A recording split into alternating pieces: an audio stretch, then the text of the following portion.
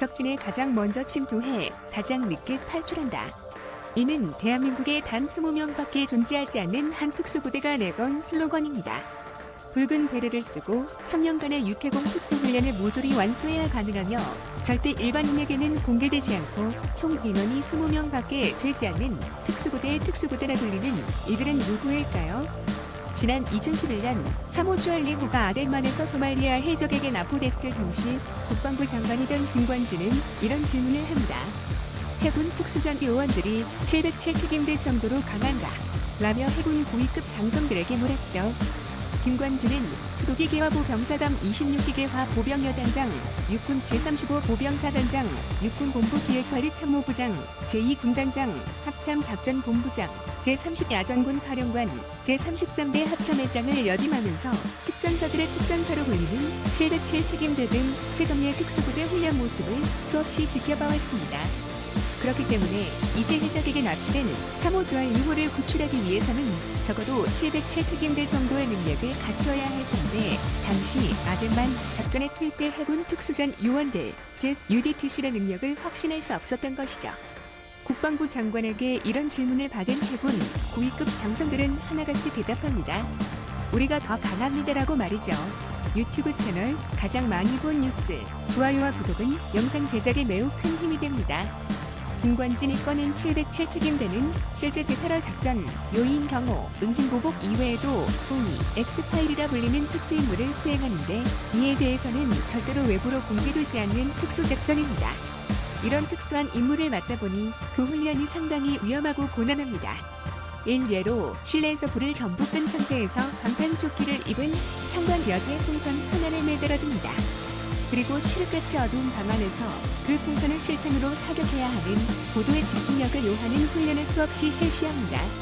1mm의 오차만 발생해도 상관의 목숨을 거둘 수 있는 위험천만한 훈련이죠. 이렇듯 김관진 장관은 707특임대의 특수훈련을 모조리 목격하고 보고받기 때문에 그들의 능력에 확신을 가지고 있었지만 바다라는 특수지역에서 수행되는 해군 특수전 요원, 즉 UDTC를 훈련을 목격한 적 없었기 때문에 약간의 의구심이 있었던 것이죠. 이렇듯 일반인들도 쉽게 이름을 접하고 그 모습이 드러나는 특수부대가 있는 반면 절대로 외부에 공개되지 않는 특수부대도 있습니다. 붉은 베레라 불리는 컴백 컨트롤팀, 이른바 공군 공장통제사 또한 CCT라고 불리는 이들입니다. 베일에 가려진 이들을 부르는 이름은 다양합니다.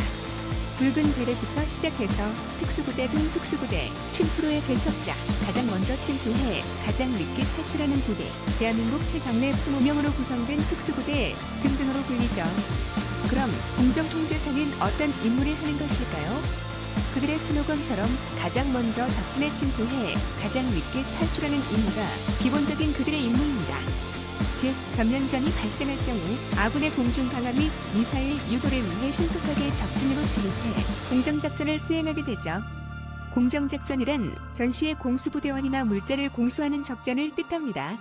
이 공정작전을 위해 적진으로 침입해야 하기 때문에 헬기에서 뛰어내려 빠르게 낙하하거나 바다 밑을 통과해 은밀하게 침투하거나 적군의 눈에 띄지 않게 유령처럼 잠입하는 방법으로 적진으로 침투하죠. 그렇게 침투한 후 아군 항공기가 적절한 병력과 장비를 투하할 수 있도록 유도해야 하기 때문에 기본적으로 항공관제에는 동해야 합니다. 항공관제 또는 항공교통관제는 쉽게 말해 항공기의 이동 방향을 컨트롤하는 임무를 말합니다. 항공기의 이착륙 허가, 공중대기 지시, 활주로 진입 방향 지시, 이륙 방향 지시 등 일반인들이 할 수 없는 고도의 전문성을 요하는 분야죠. 따라서 적진에서 아군 항공기를 유도하는 특수임무상 필수적으로 항공관제라는 전문성을 가지고 있어야 하며 이에 따라 영어도 능수능란해야 합니다. 우리 군에는 그 능력치가 세계 최고 수준이라 불리는 두 개의 특수부대가 있습니다. 아덴만 여명, 작전에서 해적으로부터 한국 선원들을 구출하는 것으로 유명해진 해군 특수전 전단 UDTC, 그리고 검은 베레를 쓰고 적후방으로 침투해 군사시설을 파괴하고 주요 요인을 납치하는 특전사 중 최정예 요원으로 구성된 707특임대가 그들이죠. 그런데 이 공정통제사는 이들보다 한 수위의 능력을 보유합니다. 왜냐면 공정통제서로 태어나기 위해서는 UDT실에서 1년, 707 특임대에서 1년, 그리고 자체적으로 1년의 특수훈련을 모두 거쳐야 비로소 붉은 베레를 쓸 수 있습니다. 그러니까 즉, 한 명의 공정통제사를 키우기 위해 최소 3년이 필요한 것이죠. 이들은 매년 공군 부사관 중에서 극소수의 인원을 선발해 훈련하며 훈련 과정에서 낙오하지 않고 무사히 3년을 보내면 비로소 붉은 베레를 수여하는데 끝까지 훈련을 온화수하는 인원은 고작 1에서 2년이 불과합니다. 이 때문에 그들의 훈련은 철저하게 비밀에 붙이고 외부로 공개된 적이 없으며 대원을 선발하는 과정이 군을 통틀어 가장 오랜 시간을 필요로 하고 가장 적은 인원으로 구성되어 있습니다. 그래서 특수부대 중 특수부대라 불리는 것이죠. 평시에는 절대로 눈에 띄지 않지만 전시가 되면 가장 빛나는 부대로 거듭납니다. 이렇듯 군인 중에서는 특수임무를 수행하는 부대들이 존재하는데요. 전 세계에는 어떤 특수부대들이 있을까요? 특수부대 중 세계 최강은 단연 미국입니다. 그 규모 면에서도 그 능력 면에서도 아주 잘 알려져 있죠. 1년 국방비가 760조 원으로 전 세계 국방비의 36%를 차지하며 2위부터 8위까지의 국방비 지출을 다 합친 것보다 많습니다. 이렇게 천문학적인 국방비를 지출하는 만큼 미국은 특수전사령부라는 거대한 조직을 특별 운용하고 있습니다. 육군, 해군, 공군의 최근에는 해병대까지 모든 특수부대를 지원하고 통제하죠. 대표적으로 해군 특수전전단 네이비실이 있습니다. 지난 2011년 5월 미국이 10년간 추적해온 오사마 빈 라덴을 제거하는 작전을 성공적으로 수행한 부대죠. 1962년도에 창설된 이 특수부대는 해군에 소속되어 있음에도 땅, 하늘, 바다 가릴 것 없이 작전을 수행하는 전천후 요원입니다. 베트남 전쟁에서 하천 지역에서 비정규작전을 수행하면서 그 존재가 드러났고 1991년 발표전에서도 대단한 활약을 펼쳤죠. 총 인원은 3,000명으로 300명씩 10개 팀으로 구성되어 있습니다. 헐리우드 영화 중 최고의 저격수 영화로 알려진 아메리칸 스나이퍼의 주인공 크리스 카일도 네이비실 소속입니다. 그런데 이 네이비실 내에서도 대북그루라는 별칭으로 불리는 팀 6이 있습니다. 해군 특수전개발단의 첫 글자를 따 대그그루라고 부릅니다. 대북그루는 미 해군 네이비실의 팀 6를 뿌리로 두고 있으며 육군의 델타포스, 공군의 제24 특수전술대대와 함께 특수작전사령부의 타이어1으로 분류되는 해군 최정예 특수부대입니다. 육군 특정단 그린베레나 네이비실이 하는 임무보다 훨씬 비밀스럽고 위험한 임무에 투입되죠. 델타포스는 그린벨의 소속이 아니더라도 자격만 갖추면 육군 정규부대나 타군 특수부대에서도 지원이 가능한 것과는 달리 대북으로는 오직 네이비실 요원만 지원할 수 있어 그 진입 장벽이 높습니다. 네이비실에서 최소 5년을 복무해야 지원 자격이 갖춰지는 만큼 대부분의 대북으로는 20대 중후반으로 구성되어 있습니다. 델타포스와 마찬가지로 외국어 능력이 상당 수준에 이를 정도로 높아야 하며 선발된 합격자는 그린 스쿼드론에서 9개월 동안 대북으로만의 특별훈련 OTC를 수료한 후에 실무에 배치됩니다. 최고 중에 최고를 선발해 훈련시키더라도 최종 훈련을 수료하는 비율이 절반에 이른다고 하니 얼마나 고된 훈련 인지감이 오시죠. 대북으로는 육군의 델타포스와 더불어 최정예의 부대로 평가되는데 겉으로는 특수전사령부 소속이지만 백악관의 지휘를 직접 받는 합동 특수전사령부에 배속되어 있습니다. 그만큼 백악관이 다이렉트로 지시하는 비밀 부대인 것이죠. 사실 특수부대의 원조는 영국입니다.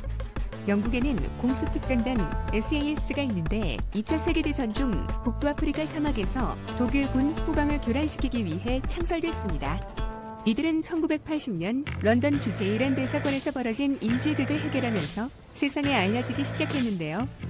지난 1980년 4월 전 세계 모든 이들의 시선이 런던으로 쏠립니다. 테러리스트들이 런던 주제이란 대사관을 강제로 점거해버렸기 때문이죠.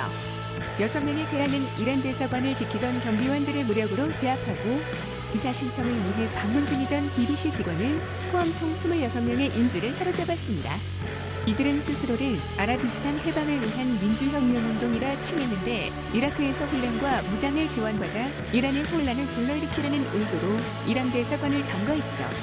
이들의 요구는 이란 남부 지역의 쿠제스탄의 다식관을 요구했지만 거절당하자 이란에 수감된 99명의 동료를 석방할 것을 요구했습니다. 하지만 이란이 꿈쩍도 하지 않자 영국 특수부대 SAS가 출동합니다.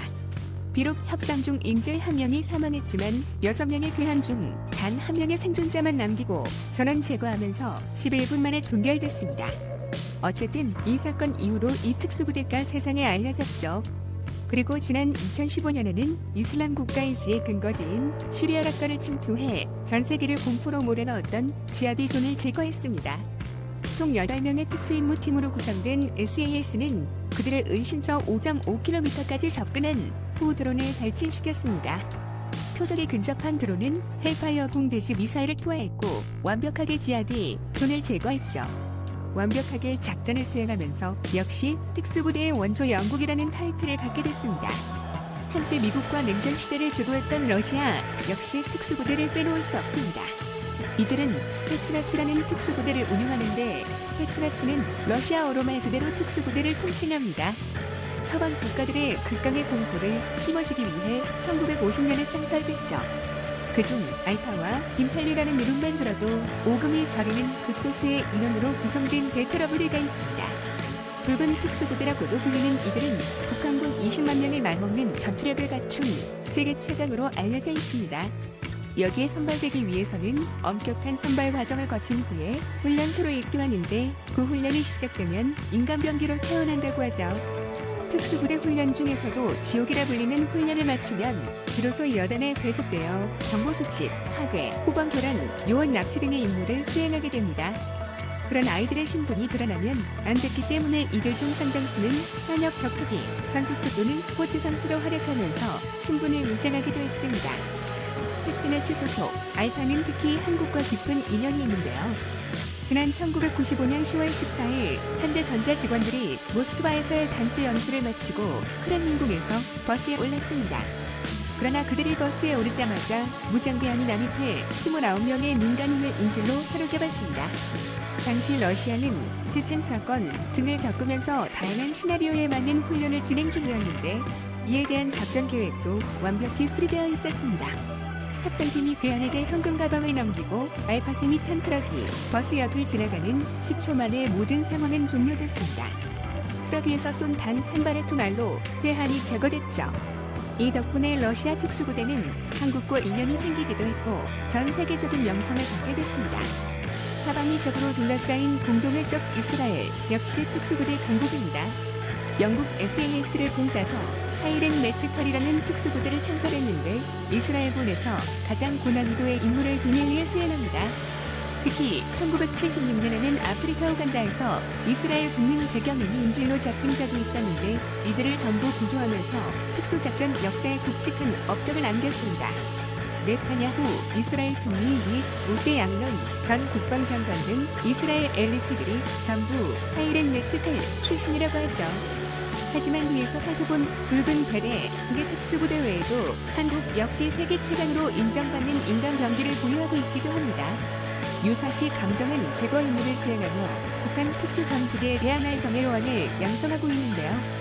그리고 그 능력이 얼마나 뛰어났던지 아랍에미레이트 왕세제는 자국에 파견해 줄 것을 특별히 요청해 오기도 했습니다. 지난 2010년 아랍에미레이트 왕세제 알-나흐얀은 한국을 방문해 특전사이드 테러 훈련을 참관하게 됩니다.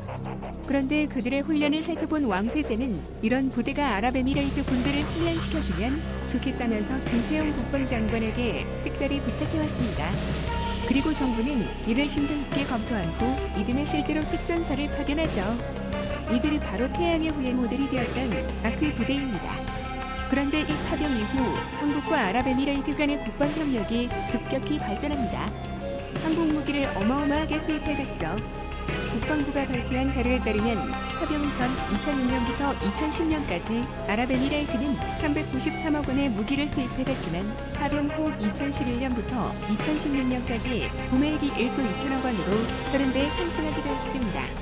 훌륭한 특수부대를 보유하고 있다는 건 국가의 경제에도 도움이 되는가 봅니다. 시청해주셔서 감사합니다. 이 동영상은 유튜브 채널 가장 많이 본 뉴스에서 제작하여 계십니다. 구독과 좋아요, 알람 설정은 좋은 영상을 만드는데 많은 힘이 됩니다. 적진의 가장